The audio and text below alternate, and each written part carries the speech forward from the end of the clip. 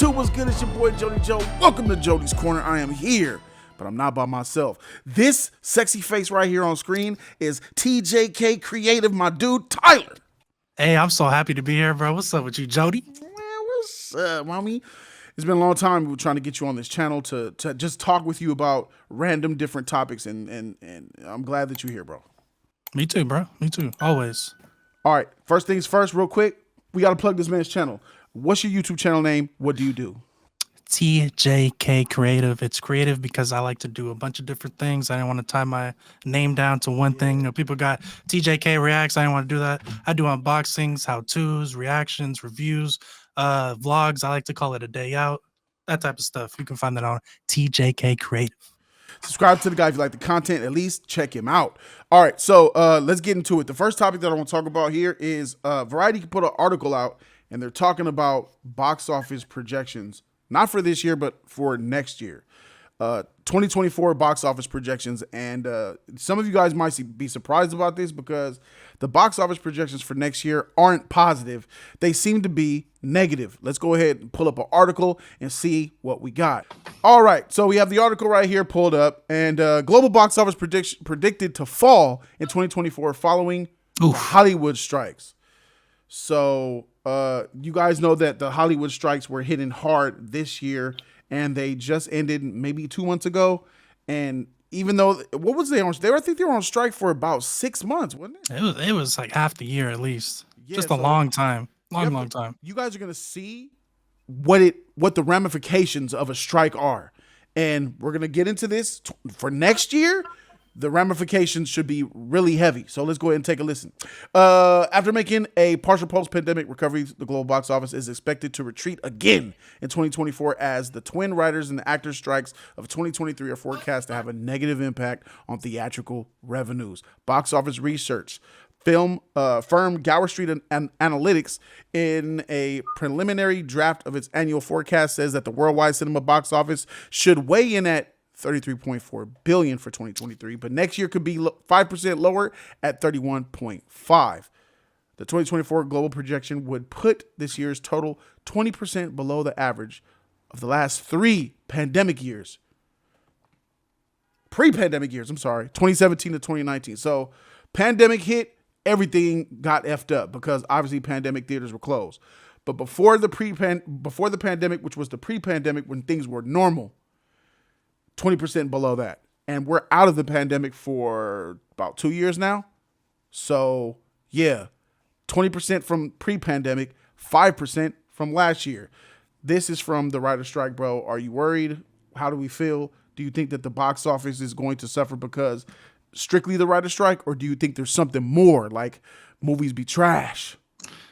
Bro, there's a lot of different things that are affecting this. Not only is it the writer's strike, and shout out to Jody Joe from Jody's Corner. He just put out a video talking about the theater prices that are increasing, the tickets and the concessions. Oh, he's using it against me. That plays a heavy part on the fact that less people are coming to the theaters. And I think we're going to feel that even more next year. When people are hyped for these movies for this year and they have to wait till next year, the hype's going to die down a little bit, and they might not show up day one, day two, and they might just wait for the streaming. So I think there's a lot of factors that's going to play into it.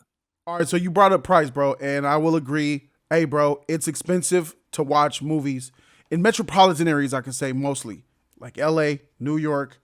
I know you got the AMC pass, so it's a little bit different, you know, because there's a lot of value with that shit. What do you got, Stubs or something like that? I don't even use them, bro. I have a Cinemark. That's one movie a month, and it's not even. It's only valued because of the 20% off in concessions. That's really why I have it. Facts. I got the same thing. I don't have the AMC Stubs because there's no AMC. I'm in LA. There's not a close AMC from where I live, and I'm like 15 minutes from downtown. Shit is crazy. Even the downtown LA theater is not an AMC. It's a Lowe's. I think it's a Lowe's, I believe. No, it's a Edwards? Regal. It's a Regal. Regal. So, ain't no AMC around here, so I don't have that. So I did a video where I exposed the prices, and bro, in order to see something in a prime theater, you spending $100 for a family of four, bro. Like, it is. Yeah. I will say that. And you got to think, and like this article brings up 2019. I think 2019 was one of the highest grossing years in a long time, even still since. Wasn't that Infinity War though? It was Endgame, a Lion King, I Endgame. You think right. Endgame, a lot of big movies, Yeah, but still, the prices then 600. Let's just say $600 million gross movie then is not the same as a $600 million gross movie now. That means more yeah. people were in the theaters then to see it than now. There's less people seeing the movies now, paying the higher price for the ticket than they were then. So there is less people, even if it's making good numbers, because 600 million is not bad. Don't No, get it's that not. wrong. Bring down the seats. Look, bro. I understand that theaters are going to the movies is expensive, which is true, but I think that people will pay the iron price. I think people will pay money Oh to go yes, to the yes, movies yes, if the movies are actually good, bruh. yes, The yes. movie quality has been suffering for the last 2-3 years, bro. Do you agree with that? I agree. I agree. All right, so the quality of movies have been doing bad, and the box office revenue has been doing bad. Those go hand in hand. I think the simple narrative is this: people don't want to pay for bad movies, bro. They don't. More YouTubers, people like me and you, more websites, things like Rotten Tomatoes, which are all holier than thou. If Rotten Tomatoes says something, goodbye to your movie. Like, that's why these movie theaters Facts. completely put in that cash under the table to Rotten Tomatoes, bro. Because, bro, when Rotten Tomatoes puts a score on your shit, you're pretty much doomed. That's like, and I don't even agree with that, but that's how it is. With all that happening, the Information Act and people reading reviews and all that, they're like, all right, I'm gonna stay on my way for streaming. Plus, the streaming deal that happened over the pandemic. What is it? Day and date, 90 days after either 2021. yeah, 90 days after release, it's gonna be on the streaming service. And like, bro, so now you letting people know when it comes to Disney, you know you only got 3 months. It's gonna be on streaming. For most of Warner Brothers on streaming, mostly everybody. I think Universal did it as well. 45 days. That's quick. 45 days. Yeah. 2023 is about to be over. That's quick. 45 days? Fuck. That's crazy. So here it is. Let's pay $100 and something to watch maybe a mid movie that had mediocre reviews, or we could just wait 45 days until it's Yep. in our home. So that changed. I think those are the two biggest hits. I think number 3 would be the movie ticket prices. The two bigger issues are the quality of the films and the streaming deals that were struck during the pandemic. Then we'll go into the movie tickets. So and proof of, with that being said, Oppenheimer made, I think Oppenheimer was one of Nolan's most successful films. And I think this a rated R movie? I think Oppenheimer was rated R, wasn't it? Or It should PG-13. be.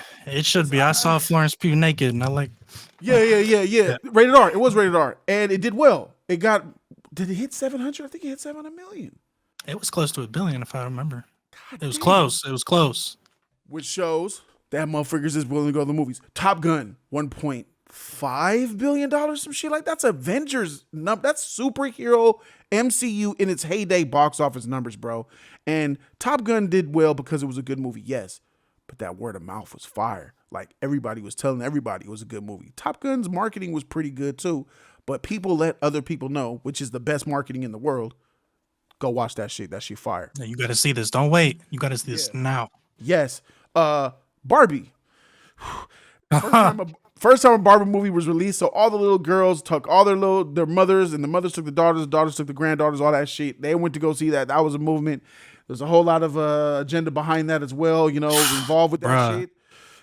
So, but it made over $1 billion. It did. Shout out to Barbie, bro. Shout out to them, bro. They did it.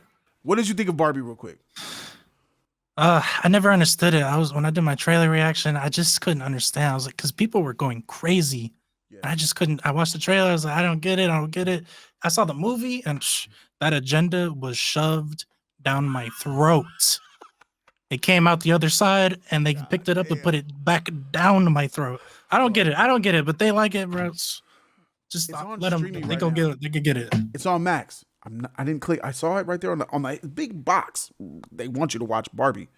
Yeah, can't- bro. I It turned my whole Max pink and sparkly. I can't click it. I haven't seen the movie. You haven't? No. Oh, I shoot. refuse to see it. I'm gonna show you a clip after this. Wreck your mind. It's gonna wreck your soul. So look at that movie. A movie that is polarizing, beloved, and full of agenda, even that type of movie can make $1 billion because the franchise is huge. All right, I get it. But the fact that movies seem to be struggling because they are, I think entirely has to do. Let me know if you agree with this statement, Tyler. Let's go. The movies struggling in box office receipts and in critical reviews, like, Rotten Tomatoes, me, you, the other reviewers, is 100%, okay, more 85%, the cause of the quality of the films being bad. And if they go back and erase the narratives and the agendas that they put in these movies and start back making good movies again, the people will come. If you build it, they will come. Very good example of that is Blade. Mahershala Ali, he saw that script, women led. He was in the movie, barely in the movie. He said, freak that. He threw that. He was going to walk away. Yep. And he made the right choice. The creators behind it, they're pulling together. They're rewriting the script, taking the agenda out. I hope. Fired people. I hope they're taking. I hope he knows what he's done. I think he does. So I think that obviously plays a big part because even these actors are starting not to want to be in these movies with these agendas. They're getting taken over. Facts.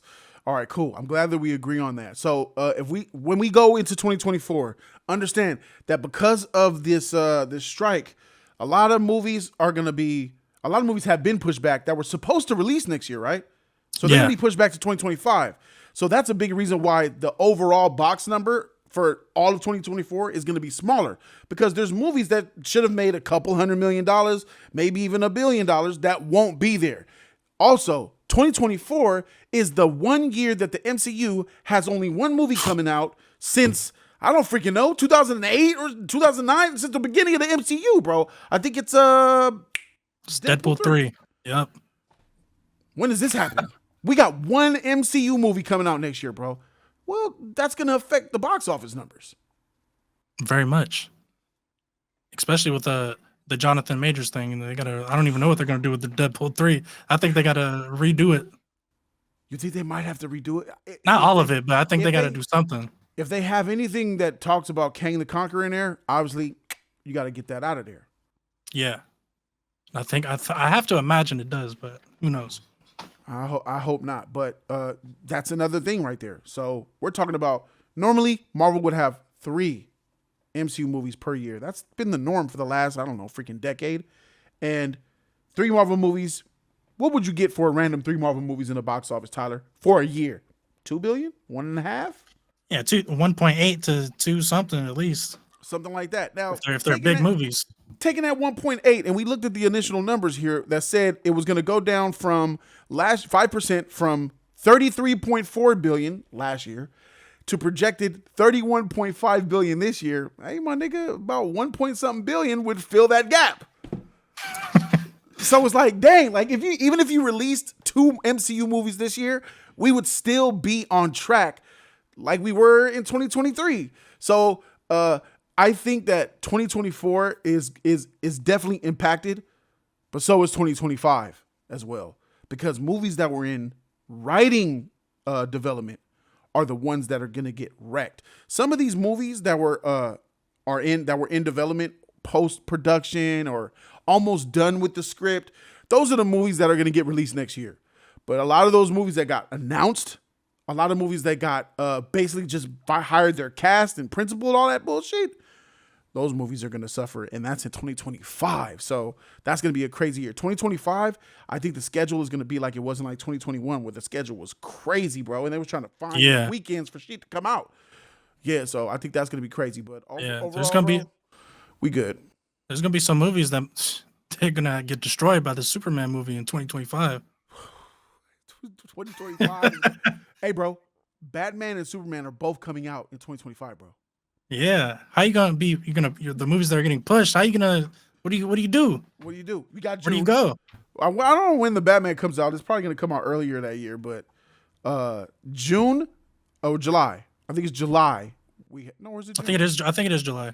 Yeah, we have Superman coming out in the middle of the freaking summer next year, 2025. So the hype that's gonna build, like there's already hype now because James Gunn's talking about stuff and casting and all that. We're excited, but when we get closer to 2025, by the time Christmas 2024 hit, the hype is going to be on another level because by then we'll already have had like a teaser and maybe an official trailer by then.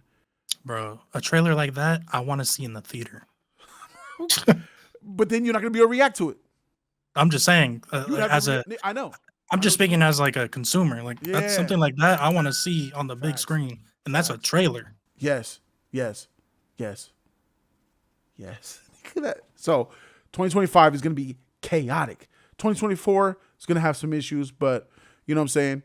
We'll deal with it. So, all right. Thank you guys so very much for watching. Let me know in the comment section what you guys think down below. Shout out to my guy Tyler for being here. Make sure you check out his YouTube channel. Once again, I'm Jody Joe. Tyler, we out this motherfucker. Peace.